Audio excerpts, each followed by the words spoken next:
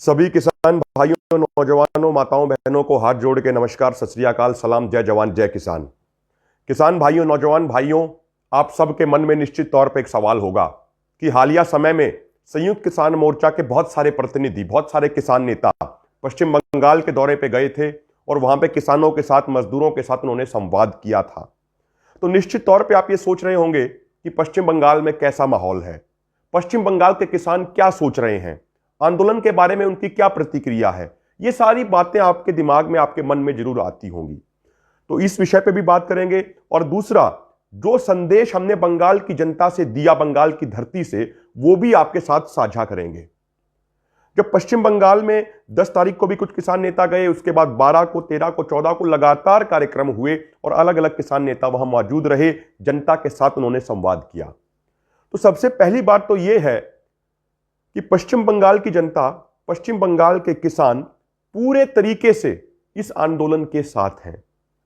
दूरी ज्यादा होने के कारण एवं कोरोना की वजह से ट्रेन कम होने के कारण बंगाल के किसान बड़ी संख्या में दिल्ली के बॉर्डरों पर नहीं पहुंच पा रहे हैं, लेकिन वो सभी किसान दिल और दिमाग से इस आंदोलन से जुड़े हुए हैं, पूरे तरीके से इस आंदोलन का पूर्ण तरीके से समर्थन करते हैं।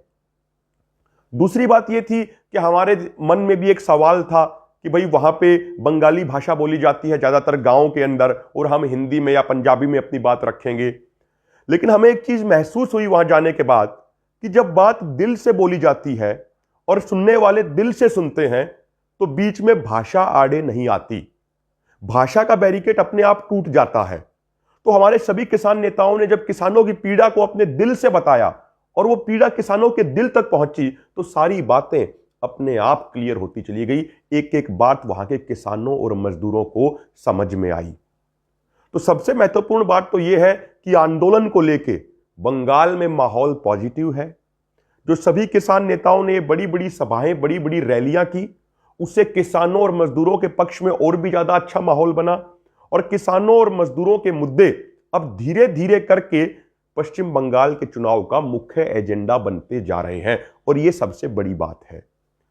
जब हम वहां बंगाल में थे, अगर हम बात करें संदेश की कि हमने बंगाल की जनता से क्या संदेश दिया, तो हमने एक बात साफ तौर पे कही कि हम किसी का चुनाव प्रचार करने नहीं आए हैं, हम किसी के लिए वोट मांगने नहीं आए हैं। हम तो सिर्फ एक बात कहने आए हैं कि जो बीजेपी और आरएसएस की सरकार किसानों की भावनाओं का सम्मान नहीं कर रही है, जो बीजेपी की सरकार किसानों की शहादत का मजाक उड़ा रही है, जो बीजेपी की सरकार किसान आंदोलन को अपमानित करने का प्रयास कर रही है, उस बीजेपी की सरकार को कड़ा सबक सिखाइए। आगामी चुनावों में उस बीजेपी को वोट मत देना, अन्य किसी को भी दे देना, पर बीजेपी को वोट मत देना। यह अपील लेके हम बंगाल के किसानों, नौजवानों और मजदूरों के बीच में गए थे।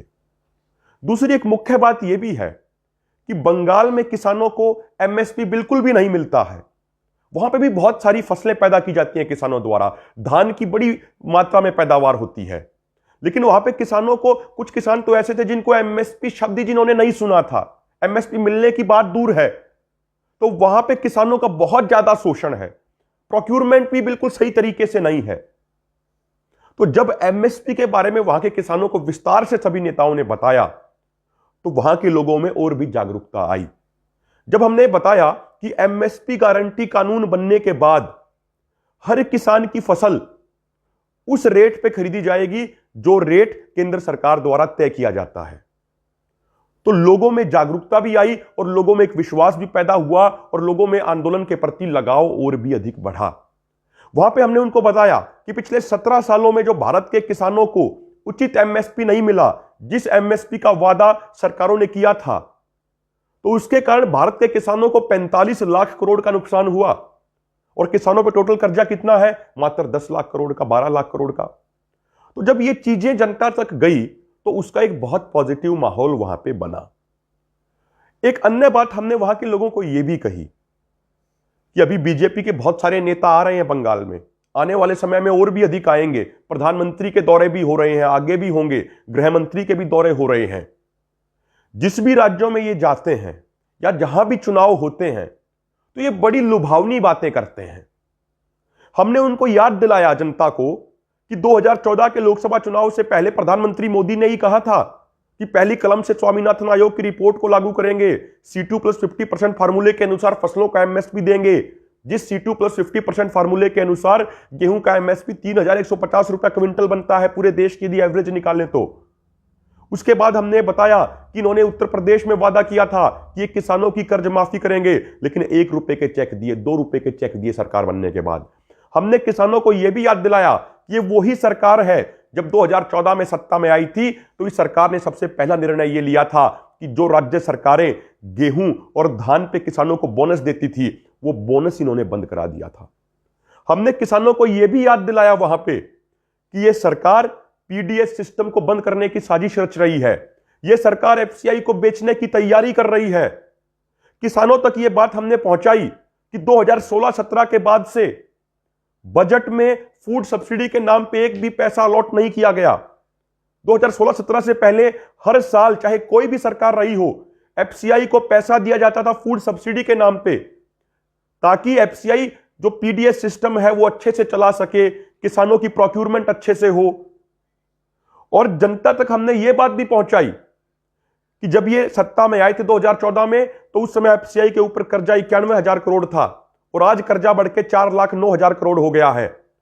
और किसी भी सरकारी कंपनी, सरकारी उपक्रम को बेचने से पहले ये लोग उसको घाटे में दिखाते हैं, उसके ऊपर कर्जा दिखाते हैं और फिर उसको बेच देते हैं। और यदि एफसीआई को बेच दिया गया, यदि सरकार ने एफसीआई को प्राइवेटाइज कर दिया तो ना तो फिर किसानों की फसलों की प्रोक्यूरमेंट होगी और ना ही गरीब भाइयों को 2 रुपए किलो अनाज पीडीएस सिस्टम के माध्यम से मिलेगा। ये बातें लोगों को टच की, लोगों ने इन चीजों को समझा कि ये जो दिल्ली के बॉर्डरों पे जो लाखों किसान बैठे हैं, ये किसान हर राज्य के किसान की लड़ाई लड़ रहे हैं।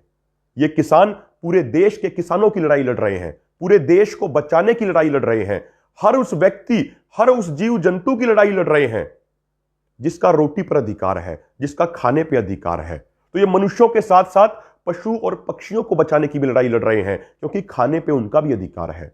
ये बातें लोगों को समझ में आई। फिर हमने लोगों को यह भी बताया कि सत्ता में आने से पहले इन्होंने कहा था कि 2 करोड़ रोजगार देंगे। रोजगार देने की बात तो दूर, पिछले 1 साल में 10 करोड़ रोजगार खत्म कर दिए। इन्होंने कहा था 15 लाख रुपए खातों में भेजेंगे, एक भी पैसा देने की बात तो दूर, इन्होंने पूरे देश का पैसा बैंकों में जमा करा दिया और देश के सभी लोगों को परेशान किया। हमने लोगों को यह भी बताया कि जो ये रोजगार देने की बात करते थे, आज के दिन पिछले 45 वर्षों में बेरोजगारी सबसे उच्च स्तर पे है।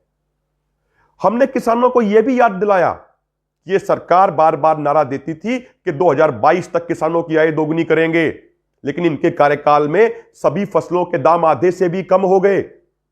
और वो कौन सा ऐसा गणित का टीचर है जिससे ये पढ़े हैं कि ये फसलों के दाम आधे से भी कम करके किसानों की आय दोगुनी कर देंगे?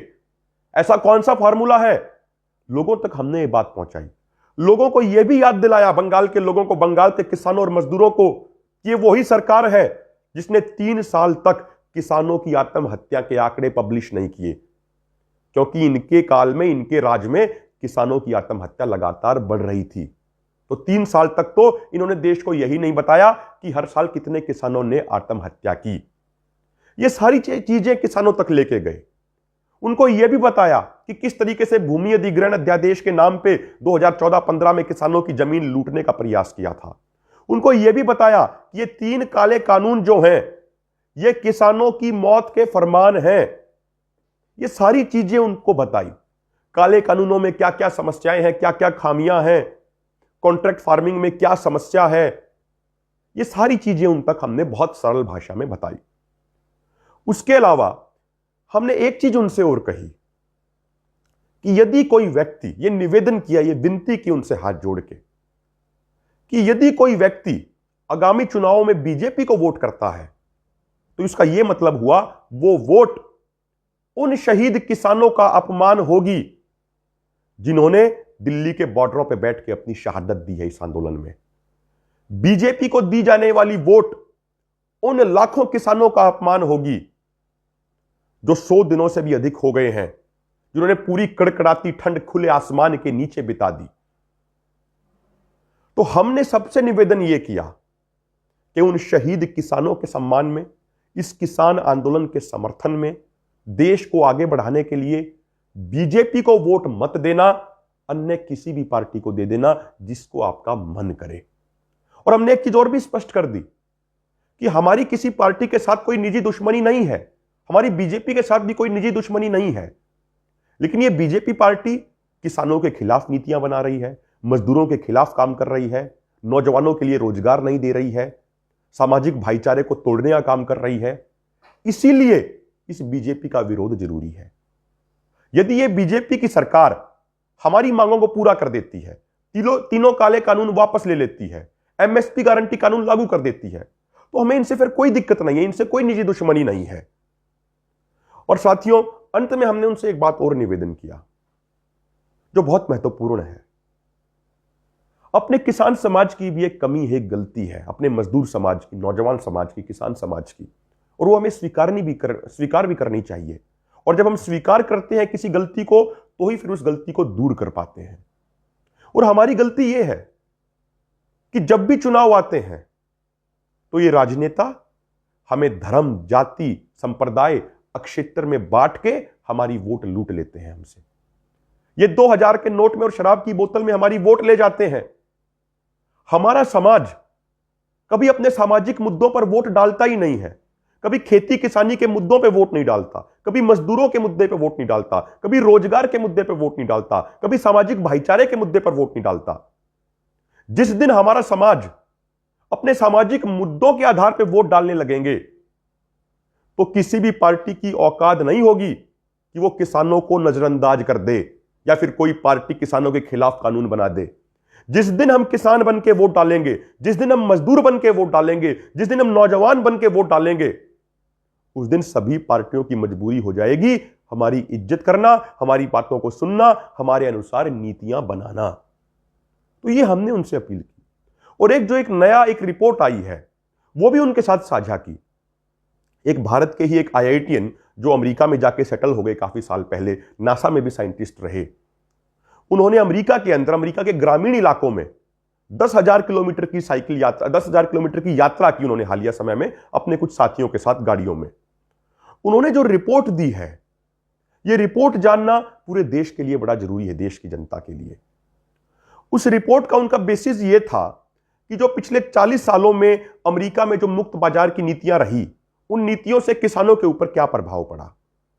यह चीज जाननी इसलिए जरूरी है क्योंकि जो ये 3 काले कानून हमारे देश में लाए जा रहे हैं अभी, ये भी मुक्त बाजार की नीतियों के तहत ही लाए जा रहे हैं। तो उन लोगों ने जो पूरे अमेरिका के ग्रामीण इलाके में जो घूमे, 10,000 किलोमीटर की यात्रा की, उससे बड़े चौंकाने वाली चीजें सामने निकल के आई। ये निकल के आया कि इन 40 सालों की मुक्त बाजार की नीतियों ने अमेरिका के किसानों को कंगाल कर दिया, अमेरिका के किसानों को बर्बाद कर दिया।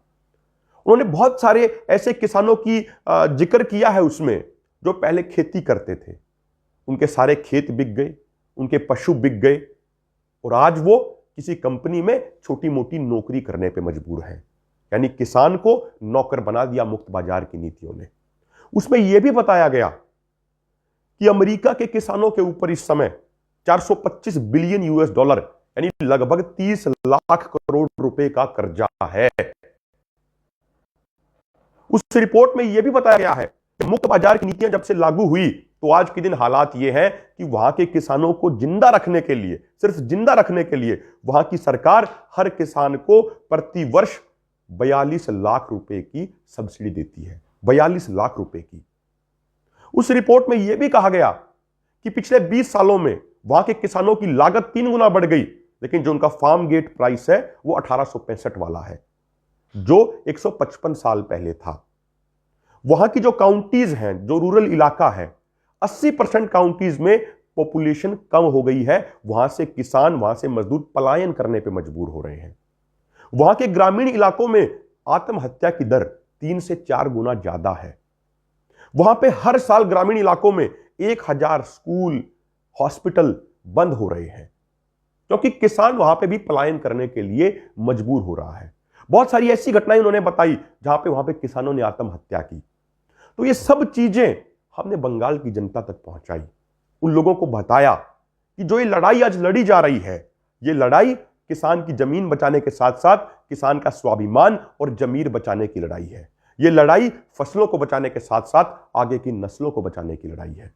तो हम बंगाल की जनता से, बंगाल के किसानों और मजदूरों से फिर से दोबारा से हाथ जोड़ के निवेदन करते हैं कि आगामी चुनावों में अपने खेती किसानी के मुद्दों के आधार पर वोट डालना और बीजेपी व आरएसएस को बिल्कुल भी वोट मत डालना।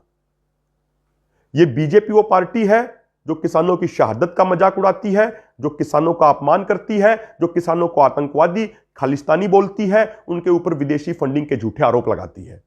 तो इस बीजेपी को वोट मत डालना, अन्य किसी भी पार्टी को डाल देना।